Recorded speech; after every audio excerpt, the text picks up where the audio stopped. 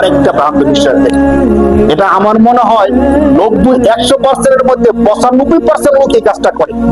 যখন ছোট্ট বাচ্চাদেরকে বেড়াতে নিয়ে যায় বা বাহিরে নিয়ে যায়, তখন সাজানো শেষ হওয়ার পরে কপালের মধ্যে একটা কালো টিপ দিয়ে দেয়। কি দিয়ে দেয় ভাই? কালো টিপ। আপনারা দেখছেন কেউ এটা করে? আমি দেখছি। এই কাজটা কেন করেন জিজ্ঞেস করে, তো বলবে যে তাকে তো সুন্দর করে সাজাইছি, এখন মানুষ নজর লাগাই দিবে।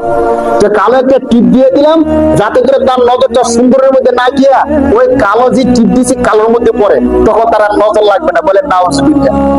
মানে কালো টিপ মানুষকে নজর থেকে, বদ নজর থেকে বাঁচাইতে পারে, এমন বিশ্বাস করা শিরক। আজ থেকে কাজটা কি করবেন না। যদি মনে করেন নজর, হাদিসের মধ্যে আসছে আল আইনু হাক্কুন, বদ নজর সত্য। বদ নজর কি? বদ নজর যে লাগে, মানুষের নজরে যে ক্ষতি হয়, এটা সত্য, হাদিসের মধ্যে স্পষ্ট আসছে। কি আমল করতে হবে ওইটাও আসছে।